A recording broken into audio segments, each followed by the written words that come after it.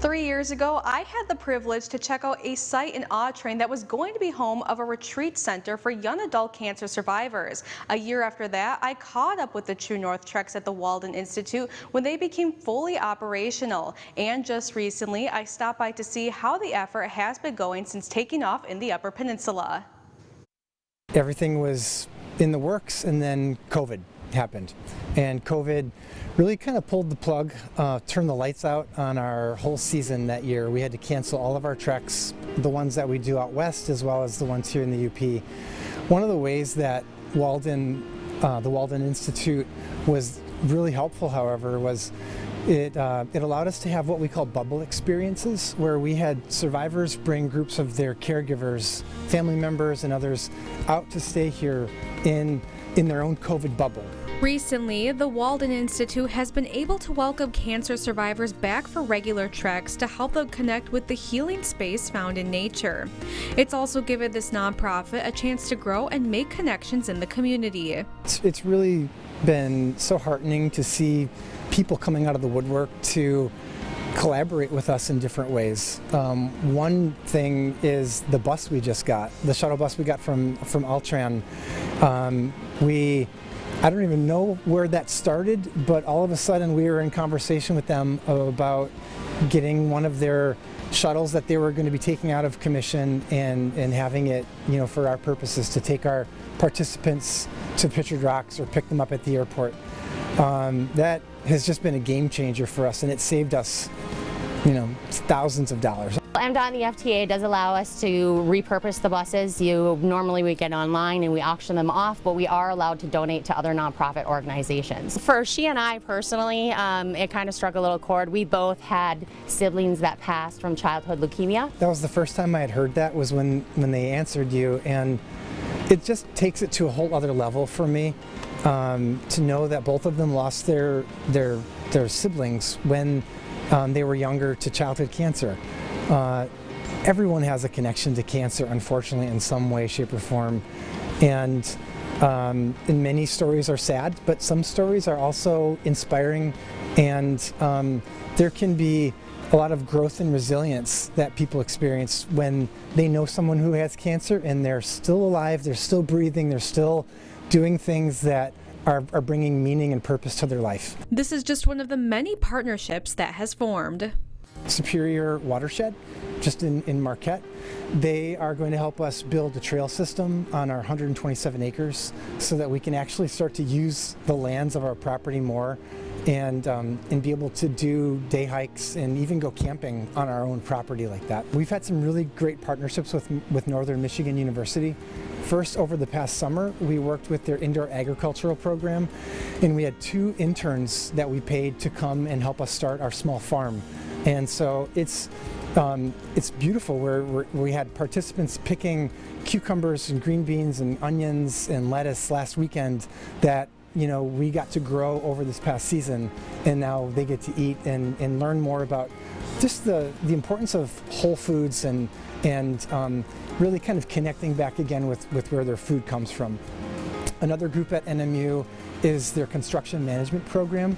We're working right now with some of the faculty and with 15 senior construction management students, and they're helping us build some different, we have lots of building needs out here, whether it's a new shed. They're actually helping us build a new group sauna.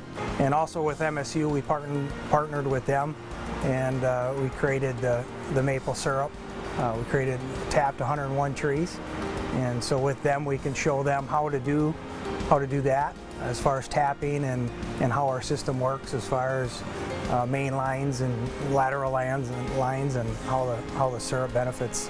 Anastasia and Elisa are 2 cancer survivors from the Chicago area who have never been to the UP prior to going on their recent trek and had the chance to experience all of these different things. I was diagnosed with endocervical adenocarcinoma, so cervical cancer, in 2018. So coming up on 3 years, and so I think, kind of still, and I feel like it doesn't really matter where you are in your whole journey. You go through kind of like different, I don't know, emotions, experiences, feelings. So anyway, it just, I really felt like I needed to do this for both, cancer stuff and connection and and the nature piece. I went through chemo and a double mastectomy and radiation all in 2015. And it was all about survival. It was about getting me to the next doctor visit, getting me to the next step of whatever plan my doctors had given me. Let's move. There was no processing. Anastasia wasn't really able to process until she did her first adventure with True North Treks out west. It was probably the best moments of my life. That week turned my life around and made me realize how much processing I really needed. And time away from the chaos of life, and there's no peace like Utah or like Michigan. These places hold such peace, such tranquility, such silence that you don't get anywhere else. And that's what brought Anastasia to her second trek, this time at the Walden Institute, where she formed lifelong relationships with others who understand what each other is going through, like with Elisa. Yes, I survived, yes, and I'm very, very blessed. But I went through a lot more than the average 34-year-old. Yep. And a lot of these people who are on these treks have gone through more things than anyone their age. Yeah.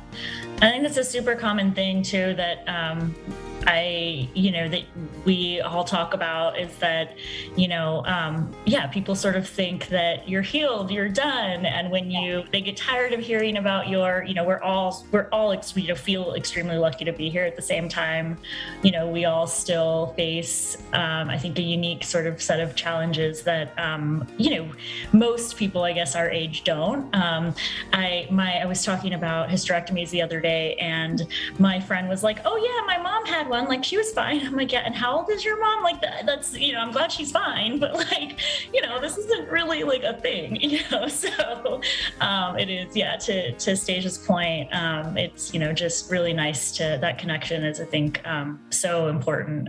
Both Elisa and Anastasia are part of the story that the Walden Institute hopes to continue for young cancer survivors for many years to come.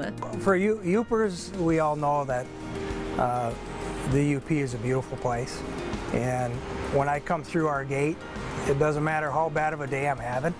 I come down the gate, and it is a sigh of relief that I'm here. My hope for the future that it continues on well after I'm gone.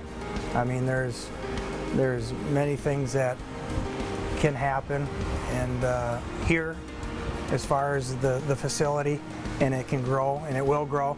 And my goal is to have it, like I say, well beyond when I'm gone, and just to keep rolling with it.